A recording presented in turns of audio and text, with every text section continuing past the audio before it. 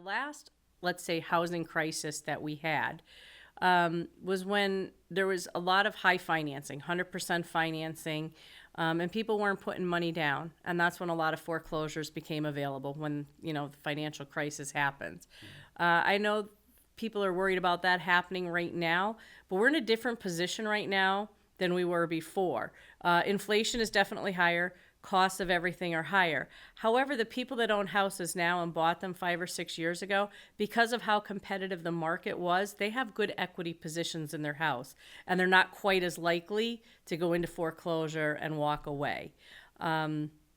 We are definitely not historically high, but we're very far from historically low. I think rates are at the average right now, and that rate, where the rates are right now, still scares some people. They still think it's high, even though it's kind of more towards the norm. So there are people holding off, waiting for lower interest rates, and just trying to wait and see what's going to actually happen in the market in the next couple years. Understood. Sure. It's always an evolving picture, it sounds like. And I'm sure, the trends sometimes forecast in the direction they go. Sometimes probably they don't, I'm guessing, right? Most of the time we can't predict when something is going to happen. People say, where do you think rates are going to go? I have no idea.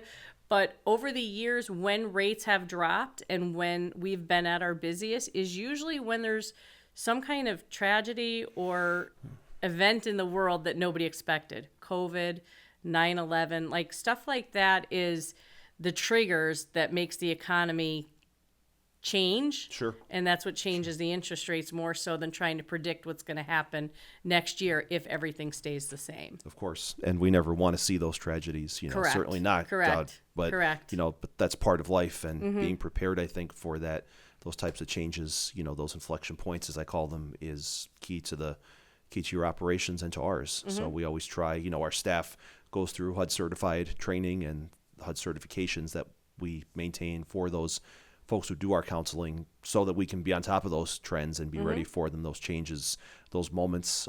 It builds resiliency, and it makes sure that our clients, when they then go to work with you, that they've got the best trained folks available. So shout out to our homeownership team. And this is, I believe, the first time, Parker, that we've featured a partner here in your case here as a guest, where you've worked primarily with our homeownership staff. A lot of our guests tend to be more on the community development side because that's my program area, but we've also had obviously Jason Kavulich in here, who's the State Secretary of Aging, who works obviously very closely with our Aging in Place department. But it's great to have, again, someone here from the homeownership partners that we have in our agency.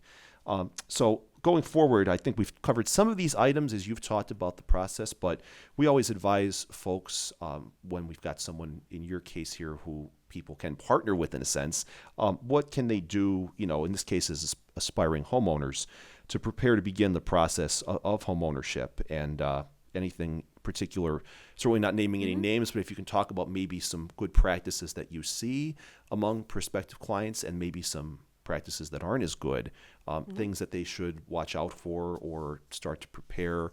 Any tips would be helpful there in that case.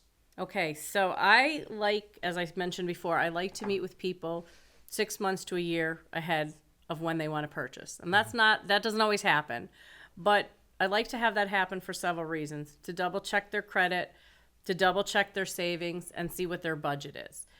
My advice that I give them at that point is, what payment are you most comfortable with? So for example, if somebody's comfortable with a $1,500 payment, we back into what that loan amount would be. And I tell that customer from that point on, start putting that $1,500 a month into a savings account. Make sure that you are comfortable with that payment. Okay, you might not find a house for 6 months or a year down the road, but start paying that as if that's going to be your mortgage payment. You're not going to have a shock payment then when you go from nothing into that.